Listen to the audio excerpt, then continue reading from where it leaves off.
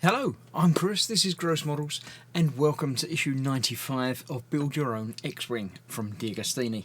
This is another issue where I didn't have any sound, so the voiceover unfortunately will not match quite what's going on in the picture because I'm not that good.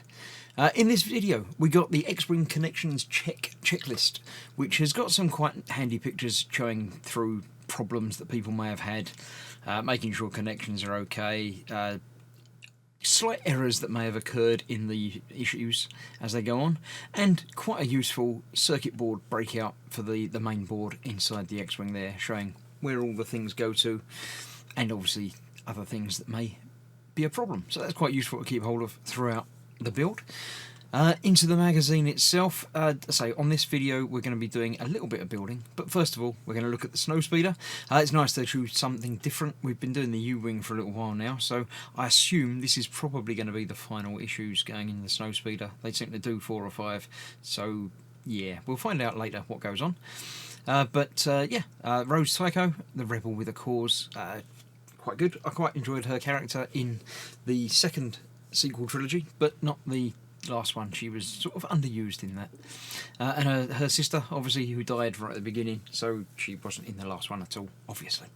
Right, the build parts itself we shall come back to momentarily, but we'll just have a flick through the rest of the magazine first. The Hyperdrive surround obviously is the part we're doing, and a nice little art picture of the Snowspeeder on the back there. Right, so the build itself, the rear panels, we've got all the parts. I haven't actually got the main craft out yet because I need to change the camera for that, so we're just going to look at the two surround parts which go together the other way round, so that's upside down. There we go. Yes, so that's going to be going together. It looks like it should be that way around, but it isn't. It is indeed that way round. Push and flush to make sure everything fits as it should, and then I shall be changing the camera angle to bring out the whole X-Wing and see if we can fit it together. Right, new camera angle. Yeah, this was the best I could come up with for filming this bit. As you can see, there are some problems with the fit of the panels from last time. You don't really notice it until you look down here. The top parts there are not lining up quite right. This internal part fits over those 6 indentations, like that, which is nice and secure once the screws are in place. But obviously we've got the outer surround that needs to go on there first. Now the bottom part fits over fine, no trouble at all. The top, not so good. There's some issues with that. I go away in a moment to try and rearrange things to get them to fit in better. Hopefully just pushing them hardly is going to work, but I know some people have had to remove the tags and super glue bits together. I'd really rather not do that, and I haven't done that yet. But we'll see what happens when I cut away and see what I can do. Right, here we go. I skipped ahead and screwed it down because that was the only way of holding everything together. It's not quite right, but it's pretty good. It's almost right. That side is not so good on the right there.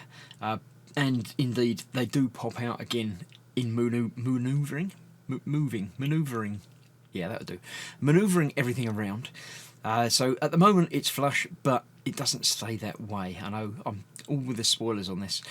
So I'll just change cameras and we'll put the last bit on. Okay, this is the last camera angle of the video. We're fitting the Hyperdrive at last over the top of all the electronics and everything in there. Now this is designed so it can be removed when you want to tidy things up. I think one of the pipes has come loose, so I'll worry about that later. Yes, at the moment it just slits in place, and R2 obviously can fit in front of it down there.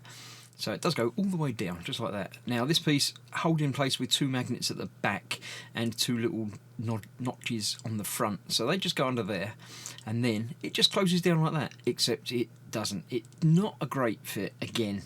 I think it's catching on the Hyperdrive part in the middle, but I don't know exactly where. I did try and manoeuvre things around a little bit to get it in and get it over, and it gets almost there, but not quite. Again, a little bit of tweaking required just to make sure everything fits as it should. And even then, at the front end of it, it doesn't quite match up. I don't know what I can do to tidy that up, because obviously you can't fillet if it's going to be removed. Not that I'm expecting to be removing these things much, if at all. The end result does look mostly like that. Obviously there's the big white bit at the back that we've got to put the final details on, and a few more panels to do on the nose, but it's getting close. We've got 5 more issues to do after this one has finished. So yeah, it's good. I'm quite happy with the way it's coming together. There's been a few little niggles, a couple of parts here and there not quite right, but mostly it's been fine. Pretty much that's all I can tell you about it, really, but I'm quite happy with how it's all come together. So yeah. So that's everything put together for this issue, and indeed this month there are 5 more issues to come in. The side panels, I'm not sure if that's exactly how they should fit. It looks like they're farther out and then go in and then come in further out, but looking at the pictures afterwards, I think it's about right. Maybe they shouldn't go in so far in the middle, in fact, but they're not coming out any further than they do in the reference pictures that I've been able to see in the magazine and on other places. I've never really looked at an X-Ring that closely from this height to see if that is a thing, but it seems that it probably is. So yes, that's about it for this month.